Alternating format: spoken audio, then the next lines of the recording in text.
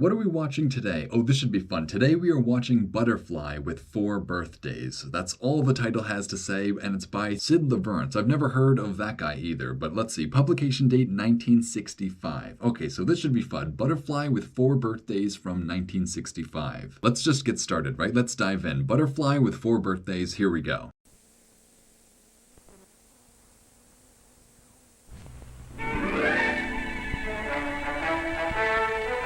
Wonders that surround us. That's interesting. I wonder if this is like part of a series or something.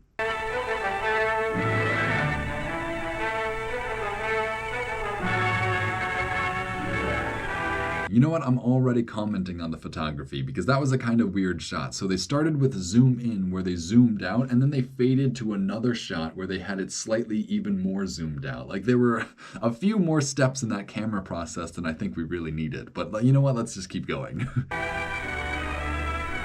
Oh, that's so funny. So that was part of the title screen, and now they're trying to center the title screen manually. That's so funny. This is like so shaky. I know why. Like I get why they're trying to do this. It's so funny that they're clearly struggling with it. Wow, you know, that was a very complex camera maneuver that they just tried to pull off. I already called them out for not really pulling it off that well, but you know what? I gotta respect the audacity to do that sort of thing. I'm very impressed with that. That was so much more work to put into the title card than most of these programs do. So you know what? Half credit for that. The Butterfly with 4 Birthdays, though. Here we go.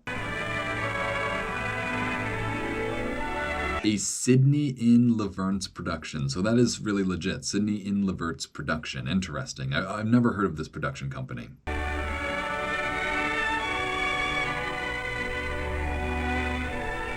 think you'll agree that one of the most colorful... Oh man, I can like barely hear the audio for this. I gotta turn it all the way up. All right, here we go. ...and appealing creatures of the insect world. Oh, this is a skipper, which is a type of butterfly, but a very specific type. It's a skipper. This is the butterfly. A butterfly doesn't bite or sting or eat our food or crawl over it.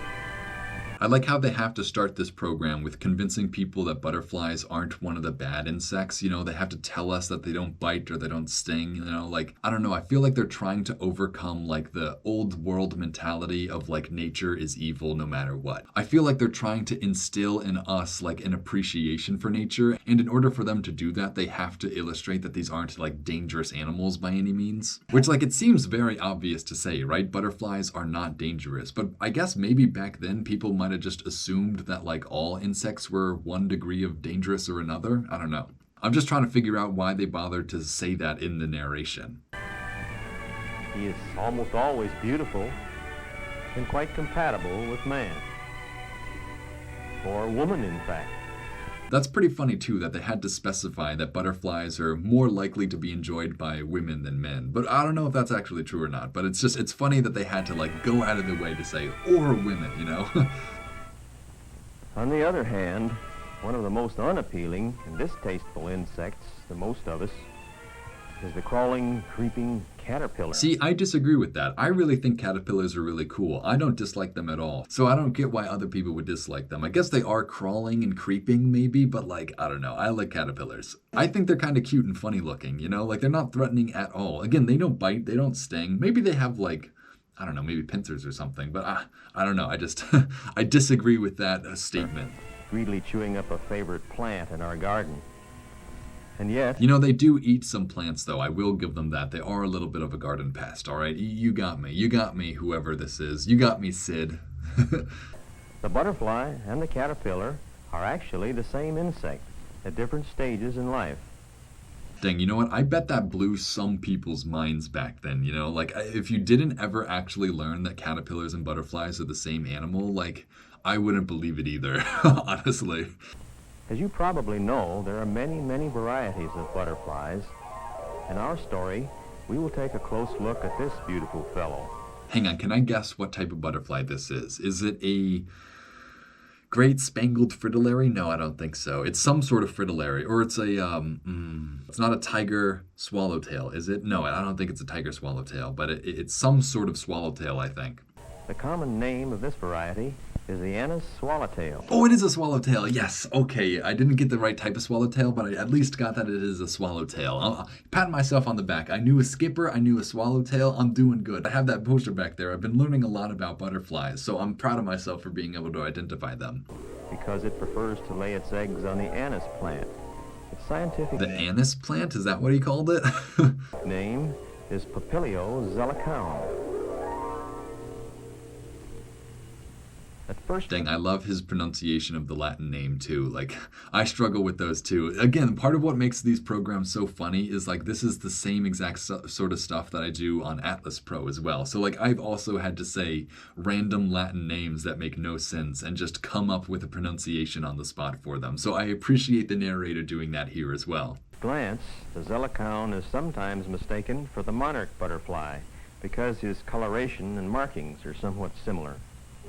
See, it's actually really funny to imagine people not knowing enough about butterflies that they would mistake this for a monarch. You know, like these are black and yellow. Monarchs are like totally orange. Well, they're not totally orange, but like they are to me at least like very visually discernible from one another. The zellicum, or Anis swallowtail, The Anna Swallowtail, is that what we're going with? The Anna Swallowtail or the Zellicon? found mainly in the western United States. Oh wow, look at this map. This is a great detailed like topographic map right here. This is like an actual map that somebody filmed with a camera, no doubt. States, ranging from Southern California. Oh, see, again, this is why I love these programs, because I make these exact sort of maps too, of like the range maps with the color spanning the butterfly range. Like I literally make butterfly range map videos, you know, like that's what makes watching these so fun for me. And it's also just so funny to see that we were making pretty much identical videos to the ones I'm making now, all the way back in, what was this, 1965? Like, yeah, it's just so funny. Like, I think what I'm doing is so new and impressive, but apparently not. Clear up to Vancouver Island, and east as far as Arizona and Colorado. Oh, no wonder I'm unfamiliar with this butterfly. It's only from the West Coast. In the adults See, I'm from New York, so I've never seen this butterfly in the wild before. That's why I didn't know exactly what sort of butterfly it was, or at least that's my excuse. stage, our butterfly feeds mainly on the nectar from flowers. He has a long hollow tongue, or proboscis, which coils up like That's funny, he also did not really know how to pronounce proboscis. That's how I've always pronounced it, by the way, proboscis. I guess some people might pronounce it proboscis, but that just sounds wrong, I don't know. a watch spring when not in use. When sucking the nectar from flowers, he uses it like a soda straw. This is some pretty good footage too, because you can't just get this good of footage without changing your lens to like a macro lens or something. So this is definitely requiring like specialized camera equipment to achieve. Again, I have gotten some macro footage of butterflies in the wild for my videos, so I know a thing or two about getting this type of footage. Extended to its full length, the tongue is sometimes as much as 1.5 inches long. See, this is actually really cool too, getting to see like the full length of the butterfly's tongue or proboscis. Like this is the sort of footage that I just would not be able to get really. Sometimes it also becomes a handy gadget for use in hanging onto a branch. You probably think of a butterfly as having 2 wings. Is that true? Was that butterfly really hanging onto the branch with its own tongue? That's pretty funny. Notice that he really has 4. Jeez, I get so nervous watching this person handling butterflies like this. Like, you're like one wrong move and you could just like crush it too much or something, you know? Like, I don't know. Aren't you not supposed to handle butterflies with your bare fingers either? You know, like how much suffering did this butterfly go through after this just to be filmed? Well, you know what? At the very least, I appreciate your sacrifice, butterfly. We are making your sacrifice worth it today by watching this. The wings are covered. To think, a human has probably not appreciated this butterfly's sacrifice for at least like 60 years at this point. So we really are the first ones to really give thanks to this butterfly again. Covered with these tiny scales. The scales produce the colors which you see. Butterflies and moths all have scales on their wings similar to this. which You know, I can barely really see these scales. I think this is one of the shortcomings of watching these old films. Is like you just do not get the resolution that they were even originally filmed in, at least. So I feel like at one point you would have been able to see more detail, but I really just cannot see anything right now. accounts for this insect order being named Lepidoptera. The word Lepidoptera comes from Greek words. Hang on. Let me guess what the word Lepidoptera comes from. So Lepidoptera. Oh man. Lepidoscale wings, wing scale, scale wings. Is that what it means? Meaning scaly wings. Yes! Oh my gosh. I mean, it's not that impressive. I've been studying butterflies, but like, I'm proud of myself for knowing that as well. Yes, double points for me for that.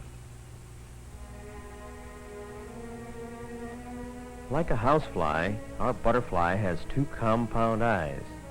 Compound eyes have hundreds of tiny lenses instead of one big lens as in our eyes. As an adult, he sees quite well. As a caterpillar, he can probably only distinguish between light and dark with rudimentary eyes called ocelli. That's interesting. So they must also go through like metamorphosis in their eyes as well, right? Like their eyes must go through metamorphosis as much as their bodies do, which I guess makes sense. It's just like, I don't know, you would imagine that they would be born with their eyes for the rest of their lives, but I guess that's what the process of metamorphosis does. It just completely interrupts our, intuitive nature. Mating usually takes place high in the air, and soon the female starts looking for an anise plant. The true name of this plant is sweet fennel. Sweet fennel? That's funny, because I was wondering, I was like, I don't really know what anise is, but sweet fennel I've heard of before. But it is often erroneously called anise in this country. Sweet fennel was originally imported and grown for food purposes.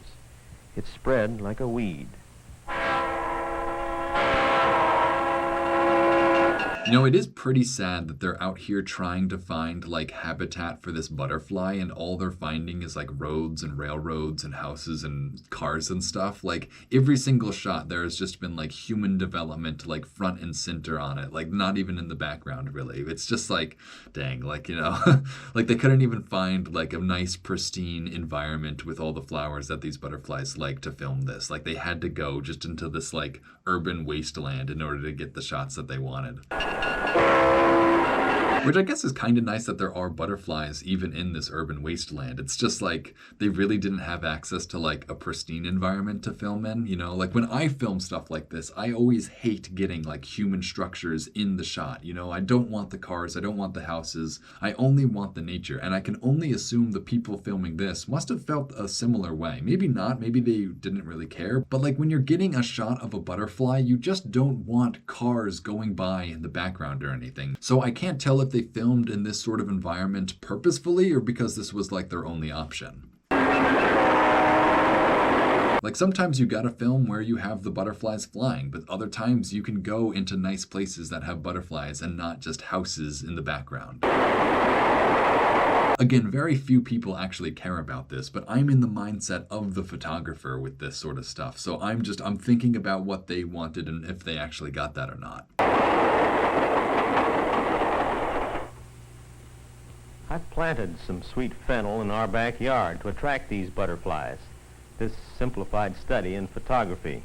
See, it's so impressive even back then that people were already planting things in their garden to attract pollinators too. Like, isn't that wild? Like, people already knew that, like, they wanted to attract these animals. Like, obviously they've known that for thousands of years now, but like, I just feel like this era of like American society was so detached from nature that like, it is actually impressive to see people caring about nature in this sort of way, If the female butterfly can't find the plant she prefers, she may lay her eggs on a carrot or parsley plant, but she prefers anise or fennel. Sweet fennel smells like licorice when crushed. The young shoots are sweet and sour. Yeah, I was going to ask, is sweet fennel just regular fennel or is that a different sort of fennel? Because like, I don't know enough about fennel to know exactly what we're talking about here. Succulent and are good in salad. Well, anyway, most people like it. When a female finds a plant to her liking, she deposits several tiny yellow-green eggs. Oh man, I absolutely love the fact that all this footage is like so incredibly shaky because like I've done the same thing of trying to follow a butterfly with the camera. Like when you're zoomed in, it's just so hard because they move so rapidly and you're already zoomed in so you can actually see them on the camera. So like it's just the footage that you get from trying to follow a butterfly is always so bad. I'm so glad to see that like they had the same problem that like I've been dealing with lately too.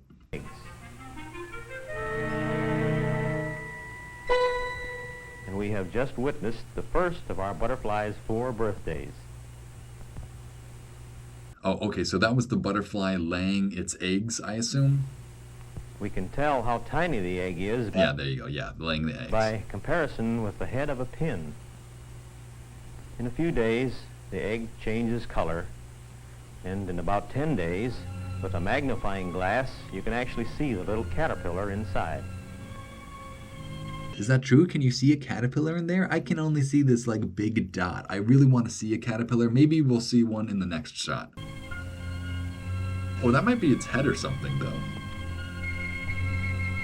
This is an actually insane shot. Like you can see the body of the caterpillar like going down chunk by chunk or whatever. Oh wow, you actually can see the caterpillar in here. This is wild. Yeah, you can see it's like different body parts like moving in tandem with one another. This is some pretty good footage too. Oh wow, I wonder if this is like time lapse or if this is like real time footage. I don't know. I feel like we're watching like the rapid development of this egg. It might just be like the caterpillar like squirming around in there, but like it kind of feels like we're watching it grow right before our eyes. Oh, okay, well this part has to be real time, I think.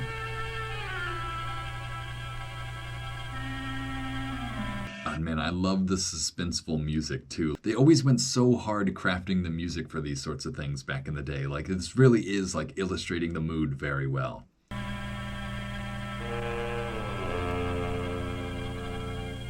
Dang, so this is good footage, but I will say this egg is not perfectly in focus. Like you can kind of see part of the stick behind it is in better focus than the egg is. So you know what? This must have been so frustrating to get. And then you realize later that like you were like half a centimeter off of having focus on the egg, you know? Like, oh, I'm frustrated for the photographer right now seeing this.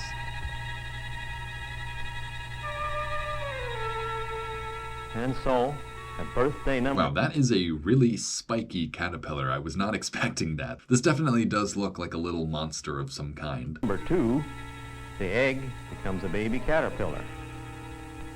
I don't know if the egg becomes a baby caterpillar. I would say that the egg contained the baby caterpillar. I don't know, maybe that's just my language though. Again, this shot isn't really in focus. It actually looks like they have like the middle of the caterpillar in focus, but because they're using such an extreme macro lens, that means the rest of the caterpillar isn't in focus. Like its head isn't in focus and neither is the end of its tail. Only its like midsection is in focus. So they must have had like a razor thin margin of error for this shot. He usually eats most of the eggshell before he settles down to the important business of eating sweet fennel. At this point, he can only... See, isn't he cute? Am I the only one that thinks they're cute? Just seeing them wiggle around. I don't know. I think they're kind of cute. eat the soft skin and juices. I don't know. I guess I get why people don't think they're cute, but I don't know. I'm an optimist, I of the guess. plant, but he eats almost continually. Like, I bet there are some people that are just, like, so absolutely grossed out by what we're watching right now, but I think this is cool. I'm enjoying this. And they finally got it in focus for once. Well, not really even, honestly. Like, this isn't perfectly in focus either, but it's better. It's better. See, this is what I was talking about earlier. Like, sometimes I want nature shots of just nature. Like, how lame would this shot be if there was just like a highway back there? But it looks like they actually did get the sort of nature shots that I was talking about too. So I guess it goes both ways. He was about 1/16 of an inch long at birth. So I guess it all worked out in the end. Here, just 36 hours later, he is almost 6 times as big. Dang, that's actually pretty wild too. It grew 6 times its size in like 24 hours. That's like, it must have ate a lot.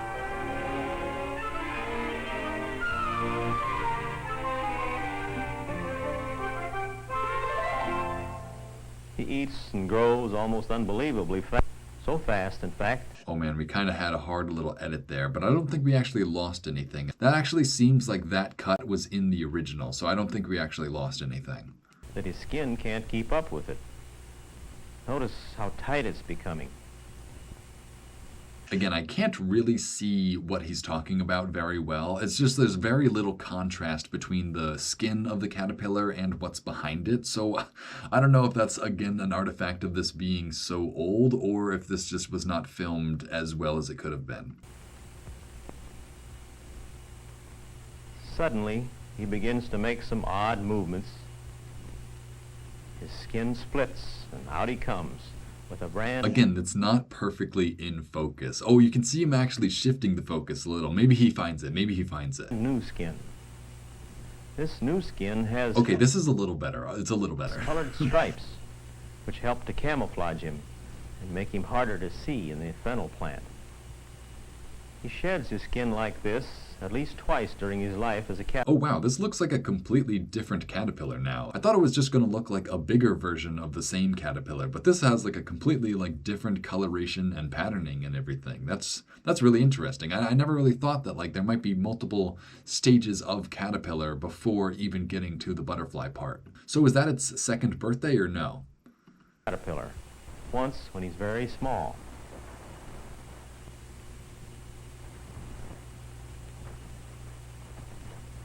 Nothing goes to waste. He Dang, it eats its old skin too? I guess, it's fair. Nothing goes to waste. There you go. eats the old skin. I guess, you know what? If this animal spent energy to make that skin, it only makes sense for it to eat it once it's done using it. That's part of the beauty of nature. It's all a cycle. During this period of his life, he eats tremendous quantities of food. I don't know. You don't think these look cute when they grab onto the little stick and they just nibble on it? Like, I don't know. I feel like they're kind of cute. I don't know. That's all I'm saying. Look at him. Look at him just chew on it. I don't know. He's chomping. He's chomping. A dozen caterpillars can almost strip of sweet fennel plant in a few days. Yeah, you know what? It's so funny too because I bet there are some people that are just so grossed out by this as well. Like, I get why people think it's gross, but I'm able to see past that, I think. Even though this plant grows exceptionally fast. Just looks like a really fat person trying to eat something really fast. I don't know. I think they're funny. Fast. I think what's actually gross is the sound effect that they added, because I know for a fact they did not get these sounds from these shots. Like, they definitely made those sounds after the fact. Like, that was definitely someone putting their mouth up to the mic and going, like, that's totally what that was. That was not the actual sound that the caterpillar was making. Yeah, listen to it. Listen to the sound it's making when it's eating. That's totally like a sped up version of someone just going, like, listen to it, listen to it. It's totally just a sped up version of someone's mouth making a funny sound.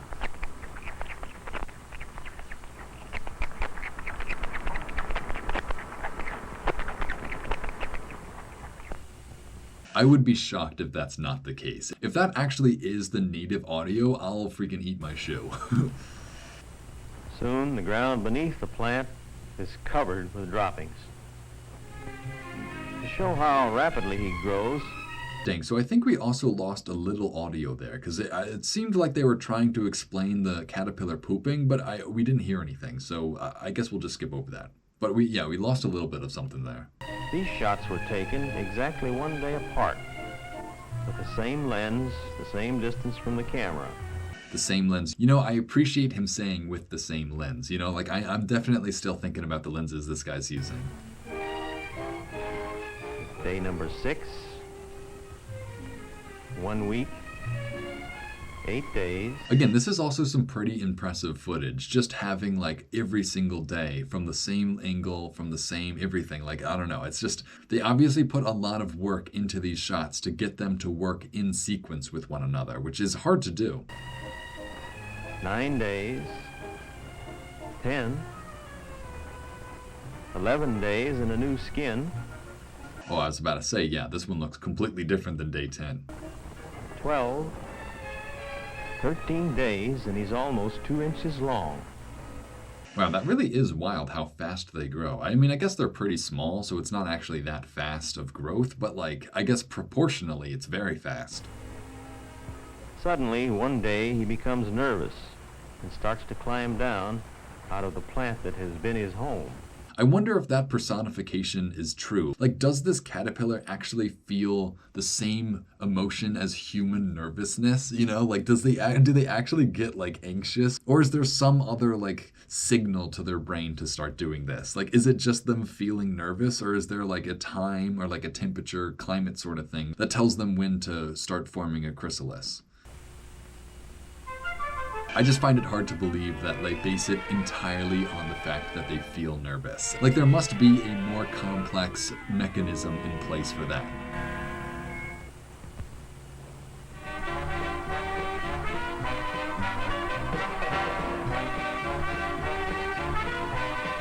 Dang, yeah, the cameraman is having some trouble pulling focus on this project. I will say that at the very least.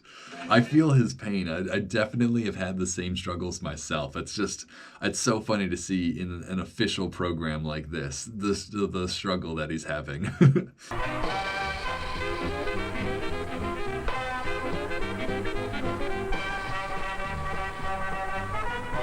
Like this is a good shot right here, like, but it's walking away, so it's going to walk out of focus eventually.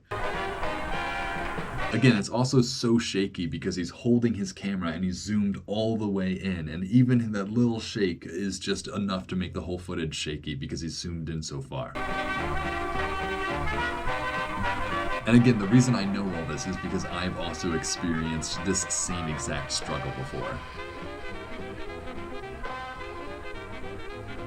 That was just like 30 straight seconds of nothing but footage of caterpillars and music that is probably going to get this demonetized. So I had nothing else to comment on, but I want you all to know that I watched through it all anyway.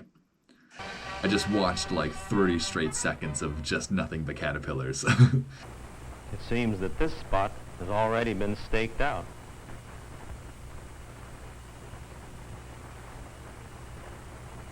Dang, are we about to watch some caterpillar combat right now? Oh man, I wasn't expecting this.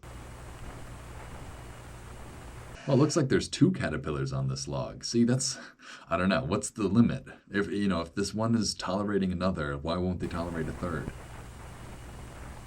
Oh well, there's no use getting violent about it. This looks good. As he climbs up the branch, he spins a web of silk. Look closely in these close-ups of the head and you can see the silk coming out of a small... Oh wow, so this is some really cool macro footage right here. We're actually getting to see the silk come out of the silk sack, I guess. I don't know what it's called, but this is really good because this you really need an up-close shot or else you won't see anything at all. So yeah, props to the photographer for getting this shot. Though it sounds like we just lost another bit of audio there. I don't know exactly what he was about to say, but we definitely lost some more information on that one. As he climbs up the branch, he spins a web of silk. Look closely in these close-ups of the head and you can see the silk coming out of a small... Yeah, I think we were about to learn what this thing is called, actually. That's so funny that I didn't know, and then the guy was about to say it, and he got cut off, too. So I guess we'll never know what the silk comes out of. I'm going to call it the silk sack, though. He spins the silk almost continually while climbing. See, again, this macro footage is just it's so good. It's also just so impressive given what year this was made that they had such good macro footage. Obviously the photographer is still struggling with the lenses a little, but the fact that we even have this up close footage at all is still pretty cool. As a sort of safety rope, as you see here. The silk is very strong.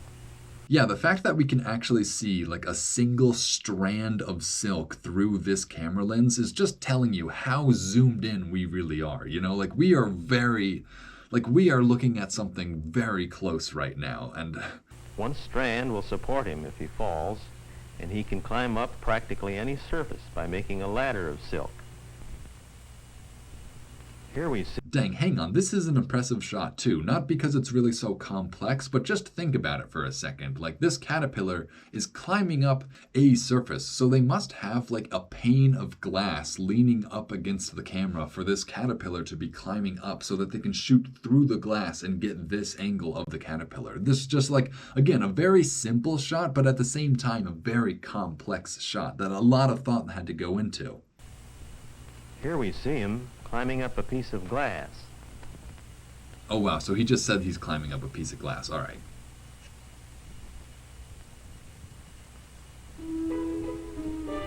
However, now he has other purposes than climbing in mind.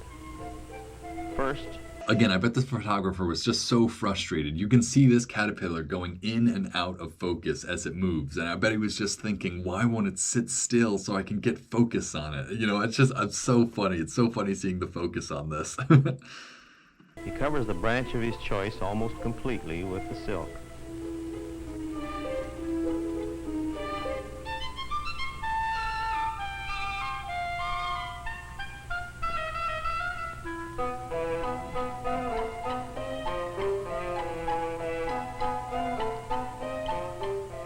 I can just feel this music getting this video demonetized right now. It's just, this is the exact sort of music that always gets claimed. Just like the standard classical music fare. I don't even know what it is. It's just like, oh, I can already feel it happening. Then he weaves one big wad of silk. He gets Again, what was that shot? Can we just go back and watch that shot again? Like, that was nothing but out of focus, to say the least. Like, I don't even know what we're looking at here. He gets above this and performs these acrobatics. On the See, I just think it's so fascinating seeing how their body moves too, like chunk by chunk by chunk, or piece, section by section by section, their whole body just does the wave. It's so fascinating to watch them move. underside of his tail, there are two rings of stiff bristles. These become entangled in the wad of silk. This is actually really cool. I feel like I've seen 1,000 documentaries like this before, where I watch a butterfly form its chrysalis and then emerge out of it. But I feel like this sort of angle and this sort of like photography I have not seen. Like, I actually have not seen how exactly they do it like this close up before. Like, this is the first time getting to see this view of this process happening, which is really cool. And, you know, funny that we're seeing it from 1965. But again, that's part of why I think these films are so valuable. They have such interesting footage in them that we just need to accept as being a little bit lower resolution, and all of a sudden we have a whole new world of awesome footage to enjoy. When they're firmly secured, he settles down.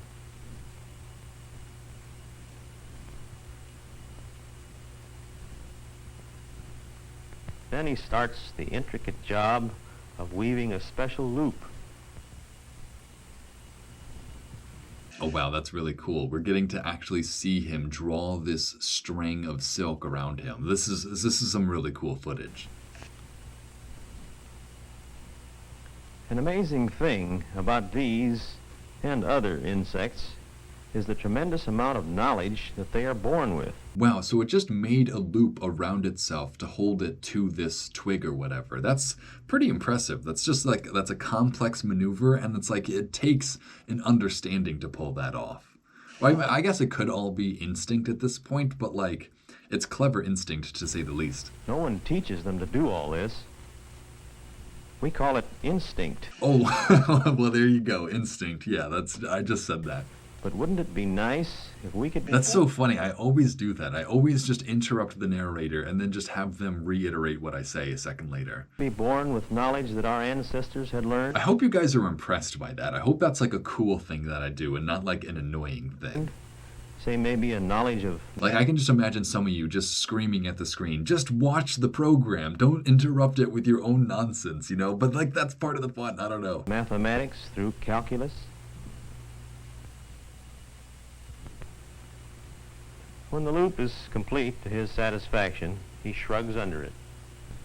Wow, see, this is just so fascinating. See, this is like what is so fun about macro footage is you get to see like the behavior of animals like never before. I have fallen in love with macro photography lately, and it's just like seeing this is explaining to me exactly why. Like this is such a cool thing that we're getting to witness right now. Like this caterpillar struggling with these strands of silk. Like so cool. I don't know.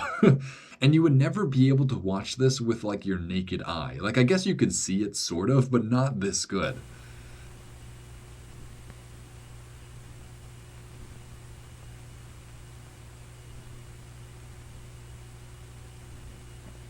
It's also funny watching this because their bodies are very clearly like cumbersome to them. Like you can tell that they're being held back by their own bulkiness. Like they are just struggling to maneuver because of how thick they are. 20 or 25 strands of silk, relatively almost as strong as a steel cable. I have been hearing that fact for my entire life, and I wonder if it's true. Is this silk really as strong, pound per pound, as a steel cable? Like, can somebody make a cable of silk so thick that it's actually comparable to a steel cable? Just so that we can get this fact out there and figured out once and for all. I'm tired of hearing this fact without having anything to back it up with. Now he settles down to sleep, while strange changes start to take place within his body. This is another question I have. Do the caterpillars know what's about to happen to them? Like, are they surprised when they wake up and are just like a completely different animal? Or are they like, yeah, that's about right. Like, I'm a butterfly now. I can only imagine they don't really know what's about to happen to them. I mean, again, it might be their instinct that they just instinctually know what's going to happen, but like, you have to imagine they are a little surprised every time they come out of a chrysalis, The body gradually begins to change shape.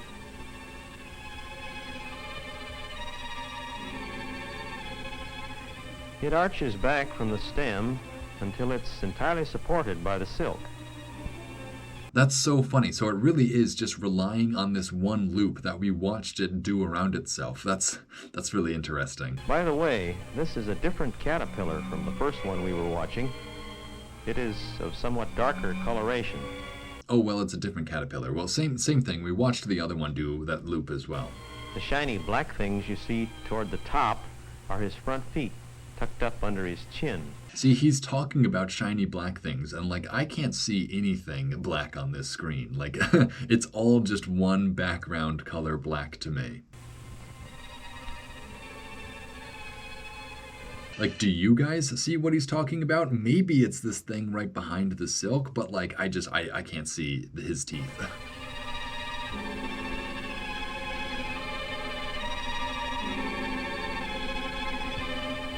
A few days after he first attaches himself to the branch, his occasional twitching becomes more violent. See, this is strange too, because I was expecting this caterpillar to like completely cover himself up with silk before starting to transform. But I guess this is a type of butterfly that just hangs out on a branch and transforms within its own skin. That's interesting. I don't know if that's normal for butterflies. That's just not what I was expecting. And suddenly, the skin breaks.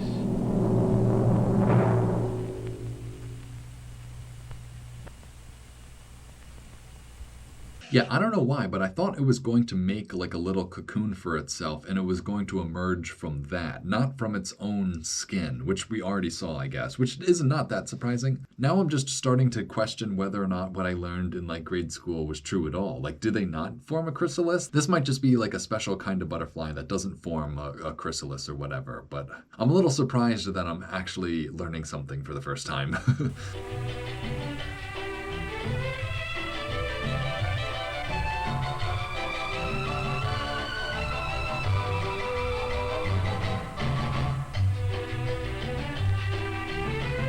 Again, another fantastic music choice, but one I fear will get this whole video demonetized. I'll try to keep it in. I can't make any promises that this won't be demonetized because of it.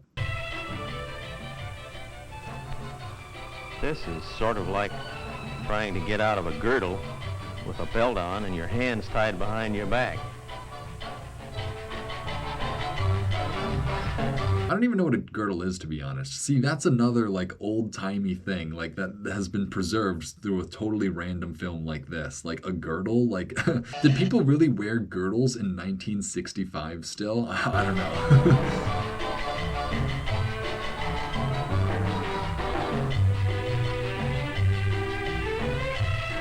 Again, this is some shaky macro footage right here.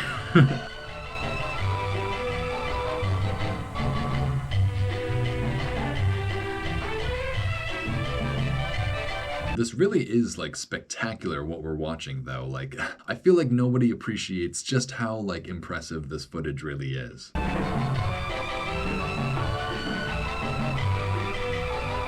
Hang on, so is this the chrysalis? Was the chrysalis inside it the whole time? Because this isn't a butterfly. Birthday number 3. He is now on the... Oh, okay, so this is its 3rd birthday. So I think it losing its skin was its 2nd birthday. I haven't heard the 2nd birthday yet, but I feel like that was what it was. pupa or chrysalis stage. Oh, okay, so now we're in the chrysalis stage. So that is something that I definitely did not know. The chrysalis was actually inside the skin of the caterpillar already. See, I thought they would like weave a chrysalis out of silk. I don't know if that's just like my dumb kid assumption or if like other butterflies do that. I was just not expecting it to have the chrysalis on already when it came out of its old skin. You know, that I don't know. Maybe I'm the only one though. On contact with the air, the chrysalis hardens and changes color.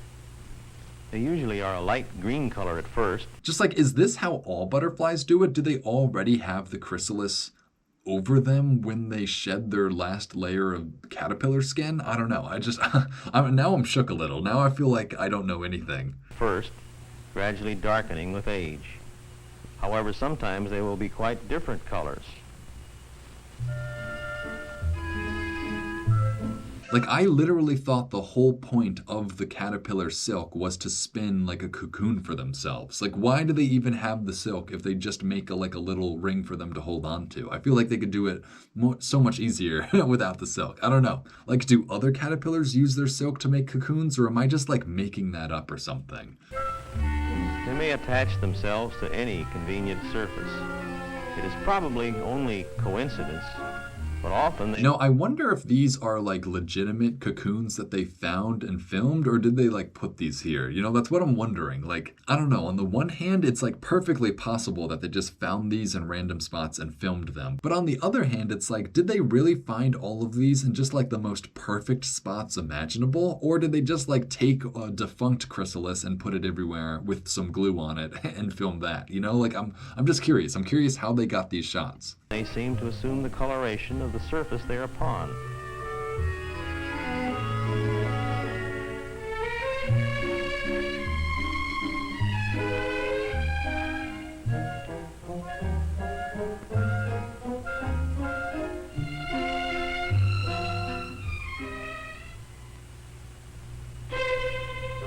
One day, I noticed what seemed to be a tiny fly on a chrysalis.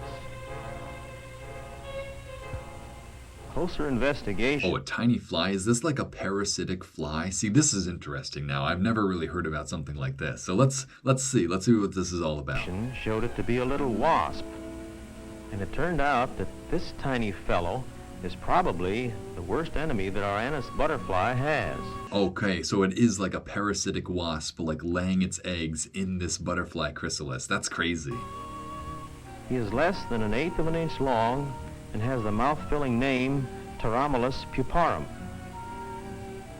Research showed that he was imported from Europe years ago to control... Oh wow, so this isn't even a native wasp. This is like an invasive parasitic wasp. So that's a shame. For a second I thought this was just like a mutualistic relationship that had arisen over millions of years of evolution. But knowing that this is just like invasive and not supposed to be doing this, that's kind of sad. This is no longer so awesome. The white cabbage butterfly. The female has a long, sharp needle. The way the narrator like took a pause before saying needle. Like what was he about to say? Ovipositor under the central part of her body.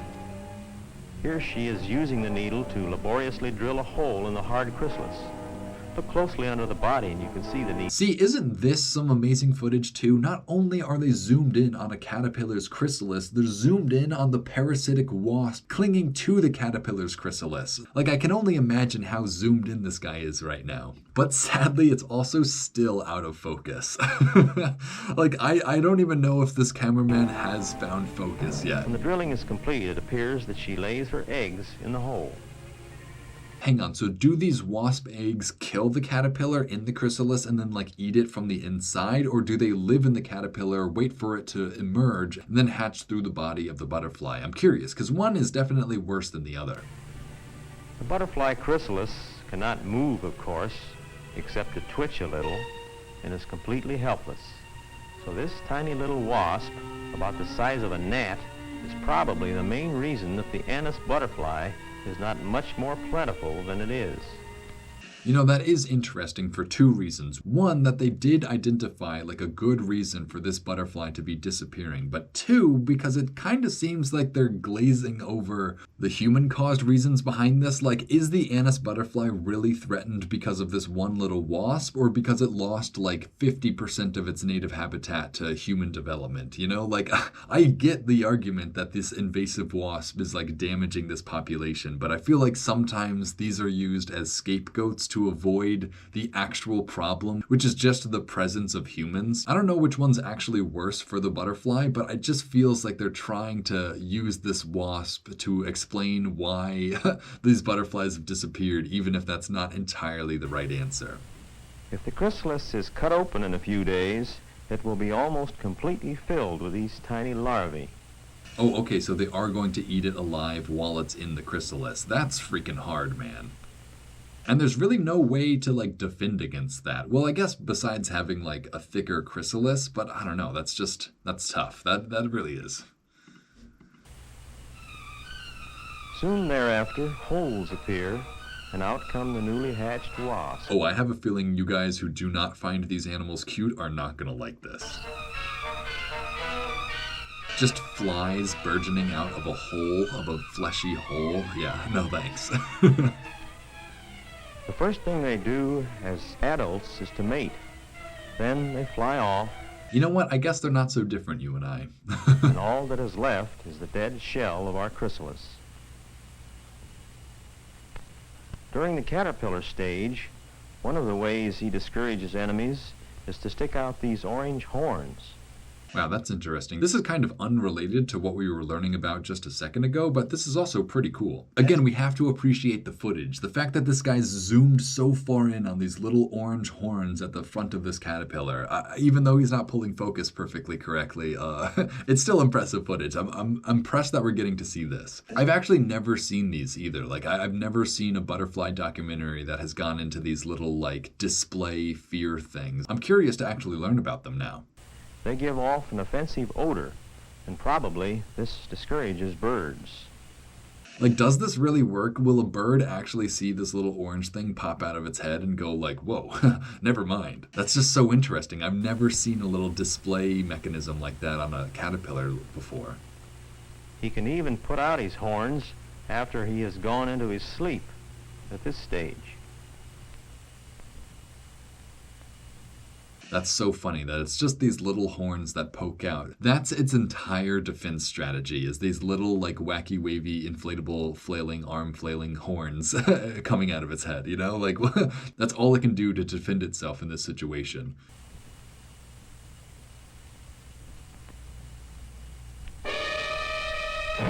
This isn't a butterfly. However, one enemy that it takes more than... Oh man, this is a praying mantis though. We're gonna see some action in a second, I guarantee it. And a bad odor to discourage is the praying mantis. This comical appearing fellow, in spite of his appearance, is one of the most voracious killers in the insect world. He affects a bouncing walk when stalking. This fools his intended prey into thinking he is a leaf or a twig blown by the wind. Yeah, thank God praying mantises are only like a few inches long. If these things were the size of humans, they would be the most terrifying things on the planet. These definitely not cute, I will say.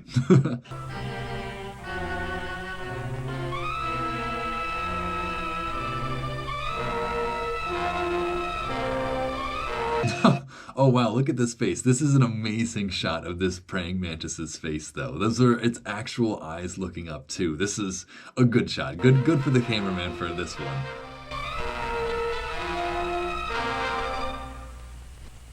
Oh man, oh man. Am I allowed to show this on YouTube? Is this like animals versus animals or something? Or is this fine? They're all insects, right? Like it doesn't even matter. They're insects.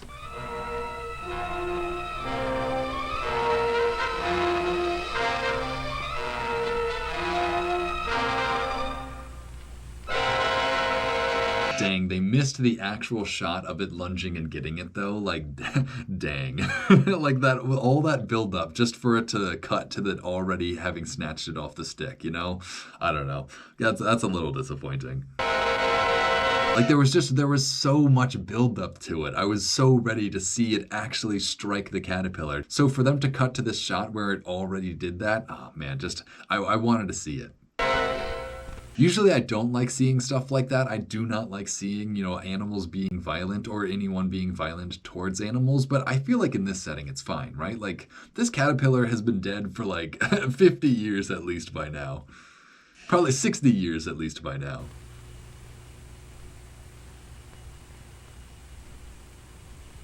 Oh man, this is pretty gruesome though. It's actually just eating it alive. Oh man. Yeah, see, this close-up is not convincing me this praying mantis is any cuter, too. Like, this is definitely a freaky alien monster that I'm looking at right here. Yeah, like, if these invaded the Earth as, like, an alien species, I wouldn't mind killing, like, every last one of them, even if they were, like, hyper-intelligent beings. They're just so freaky looking.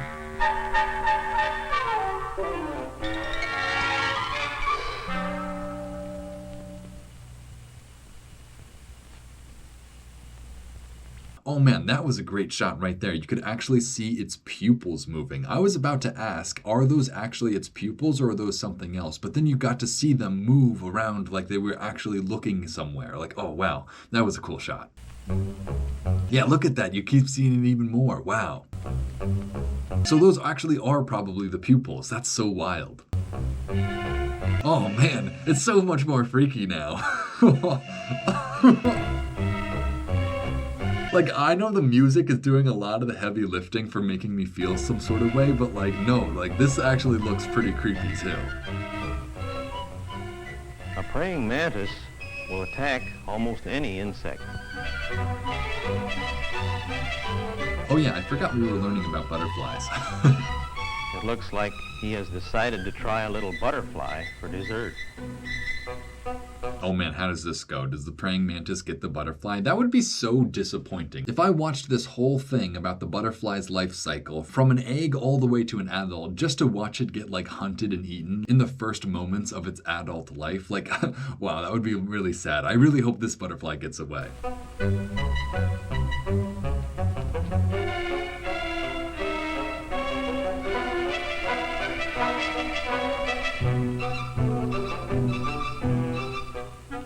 However, our butterfly has excellent eyesight and good strong wings, and it's a different story this time. Doesn't really seem like the butterfly knows exactly where the praying mantis is, but yeah, it definitely got away, which is good. I'm glad. My heart was racing there for a second. Dang, is the butterfly now attacking the praying mantis? That's pretty bold. If our chrysalis is lucky enough to survive his enemies, one day a crack appears. Hang on, so now we're going back to the chrysalis to see it emerge as a butterfly, even though we were just looking at a butterfly like a second ago. We're kind of getting crisscrossed in the narrative a little, but you know what? That's fine. Is the middle of summer, this may happen in about 10 days. Or if later in the season, it may take longer. The crack widens.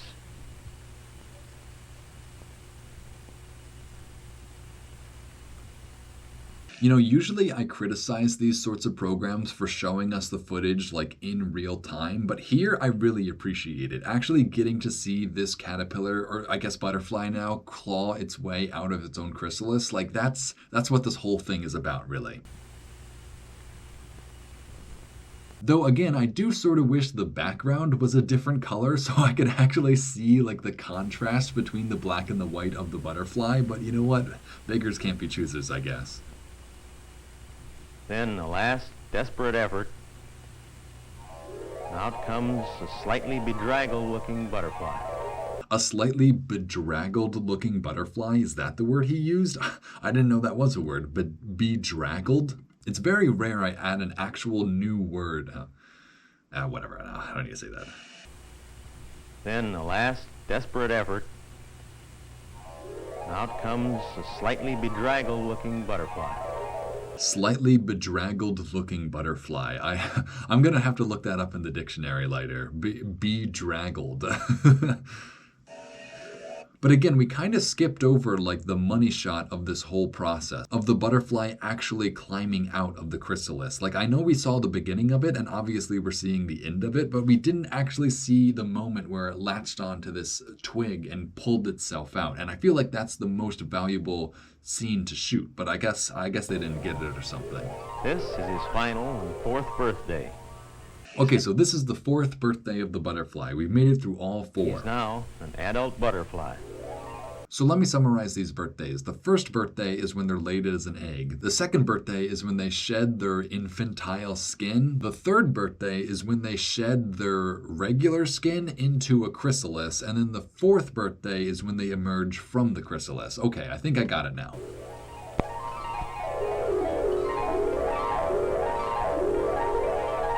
And yeah, now they need to wait for their wings to inflate, right? Like they have to actually push fluid into their wings to get them to stiffen out. I think that's the case anyway. Yeah, because you look at the wings now, they're all crumpled up. The only way to get them to actually fill out is to pump fluids in there. The blood starts to pump into his wings. Blood, I guess blood. And they begin to take shape. It's weird to think that insects have blood. I feel like they don't have the same sort of blood that us humans have. So I don't know. I never really think of it in that term. But I guess it's blood.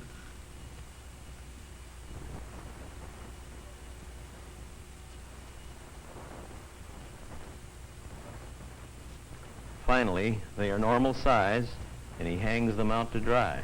Again, that would have been a really cool like time lapse to see the wings actually inflating. I don't know what their abilities were for shooting this, but that's kind of a disappointing thing to not have seen. I won't blame them though. Obviously, the photographer was having some sort of a learning experience on this, so I won't blame them. But you know what? Next time you guys make one of these, include that shot, will you? If something interferes with the drying process and they don't dry straight, he will not be able to fly. It's actually so wild that every single butterfly goes through this process. Like it seems like so vulnerable in all of these stages. You know, like the fact that it survives being a caterpillar and then being pretty much an even more vulnerable caterpillar as a chrysalis, only to become a butterfly that can't even fly, only to wait for its wings to inflate before it can finally actually escape from danger. You know, like it's so amazing that butterflies actually succeed in undergoing this life cycle. It's amazing.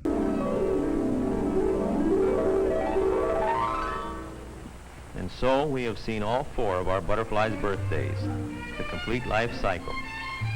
Dang, the cameraman's trying to zoom in again. It's just making the footage a little bit shaky. I don't blame the cameraman. Again, it's just like there's definitely something happening behind the scenes with them. Started as an adult, then But I like this little learning tool, the little freaking wheel that they can spin. Like, it's a little unnecessary, I'll admit, but it does make learning it a little bit more fun. egg, the larva or caterpillar. Dang, is that an actual caterpillar on this diagram too? They actually put like living animals on this? That's funny. Pupa or Like, I bet that's a real pupa too. chrysalis. And finally, Unfortunately, I guess that is a real butterfly as well. I don't think it's alive. the adult again. This whole process, the changing from one form to another, is known as metamorphosis. I said that already, didn't I? Metamorphosis? Yeah, I think I already said that.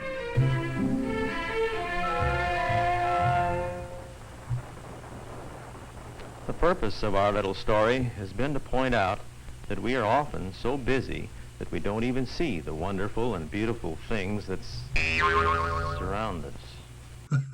Excuse me? What's about to happen here? That sound effect? I don't know. I was about to make a comment myself, but I think the film's gonna do that for me here.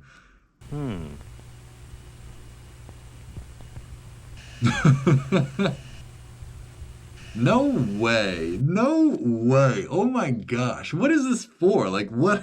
I don't even want to. Oh my gosh. All right, whatever. We're gonna blow past that, I think. Sydney! I thought you told me you were going to photograph butterflies. Wow. Yes, dear. Dang, this is actually hilarious. I got a who was this? Sydney Laverents? Sydney Laverents. That's so funny. So Sydney is obviously injecting his form of humor into this program. This is hilarious, actually. As I was saying, You know, that was so unnecessary, but I appreciated it at the same time. Props to you, Sid, for doing that. You know what? Now I gotta look for more of his programs. I hope he does similar things. That's too funny. the purpose of our little story has been to point out that we are surrounded by wonderful and interesting things. Like before that, I thought this whole program was for like children, but apparently not. Or maybe it was still for children, and that would just be like a funny thing for children to see too. But like, I don't know, I don't think this is for children anymore. Things, if we will just take the time and trouble to notice.